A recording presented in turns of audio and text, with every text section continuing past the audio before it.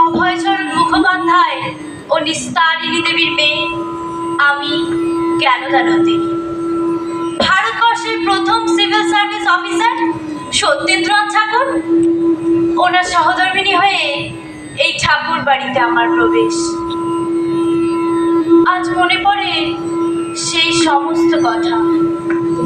ঠাকুর বাড়ির প্রাচীনপন্থী ধ্যান ধারণার মধ্যেও নারী শিক্ষার চল আমার মধ্যে অনেকটা অক্সিজেনের কাজ করেছিল। রোজ সকালে অযোধ্যানাথ পাকরাশির কাছে পড়বার সময়টুকুই ছিল আমার কাছে সবচেয়ে আনন্দের।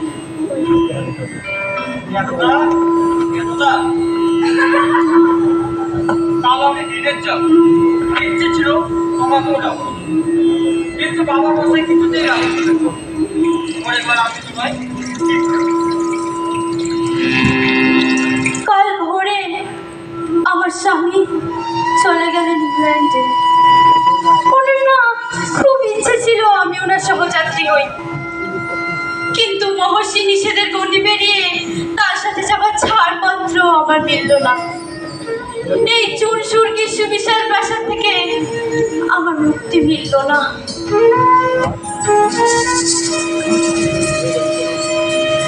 এই দমবন্ধ করা পরিবেশ থেকে কিভাবে মুক্তি মিলবে? মুক্তি, মুক্তি, শুধু একটু মুক্তি। কিসের মিলবে মুক্তি? কে বলে দেবে আমায় অন্ধকলি থেকে বেরোবার পথ?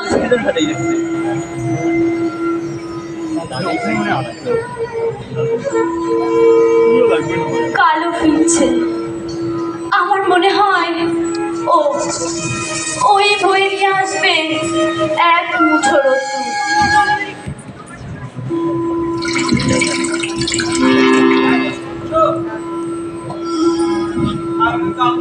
আমরা মুম্বাই যাবো।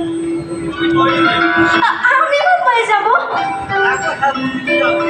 কিন্তু যে রক্ষণশীল পরিবারের গৃহকর্ত্রী গঙ্গা স্নান করতে গেলেও বেহারারা তাকে পালকি শুদ্ধ চুমিয়ে নিয়ে আসে, আজ সেই অসূর্যম বর্ষা গৃহবধূ এই জ্ঞানদানন্দিনী স্বামীর সাথে প্রথম বাঙালি মেয়ে হিসেবে পাড়ি দেবো বোম্বাইয়ে।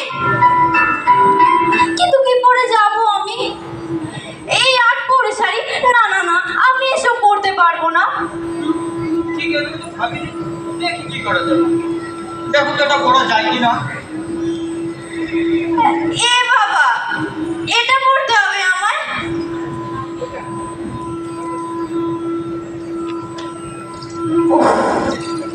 অবশেষে এই দম বন্ধ করা পরিবেশ থেকে মুক্তি মিলল। কিন্তু কিন্তু এই মুক্তি কি শুধুই আমার একার? ঠাকুর পরিবারের মেয়ে, বাংলার ঘরে ঘরে মেয়েদের অন্ধকারময় জীবন কি কখনো কাটবে না? একবারে বস্ত্র জড়িয়ে কেন সারা জীবন কাটাবে মেয়েরা? একটু ভালোভাবে, একটু সূর্যের নরম আলো গায়ে মেখে, একটু ভালো পোশাক পরে কেন বাঁচবো না আমরা? মেয়ে বলে কি আমাদের কোনো শখ আহ্লাদ থাকতে নেই গো? ঠাকুর বাড়ির এই দম্ভ, এই আভিজাত্য আসলেই এক ভিত্তিহীন আস্ফালন মাত্র। আমাকেই কিছু করতে হবে। আচ্ছা, ওই পার্সি মহিলাদের মতো শাড়ি পরে দেখলে হয় না? দেখি না একবার।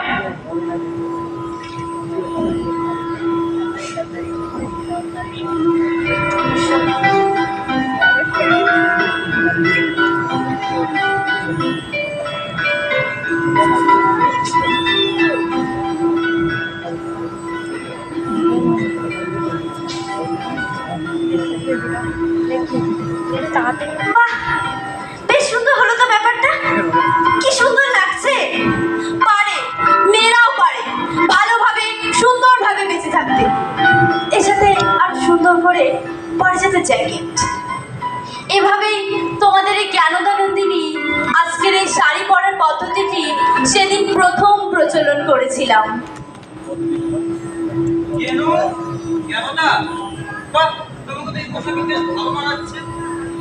ইংল্যান্ডের গামোটা হাউস থেকে আমাদের আমন্ত্রণ এসেছে। আমি চাই এবার তুমিও যাও সেখানে আমন্ত্রণ রক্ষা। আমি কি বলছো তুমি? আমি পারবো না। তুমি পারবে গো, তোমাকে পারতেই হবে। বড় ভয় করছে গো। ভয়ের কোনো কিছু নেই, আমি সব ব্যবস্থা করি।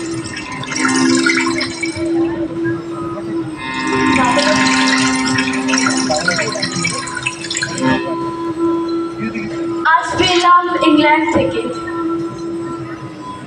সবাই আমাকে থেকে দূরে সরে যাচ্ছে কেন? তুমি যে সমুদ্র যাত্রা করে ফিরেছো, এরা সবাই তোমাকে কি করে গ্রহণ করবে? কিন্তু কিন্তু তাই বলে আমাকে ত্যাগ করবে? সেটাই তো স্বাভাবিক মেনে নিয়েছি।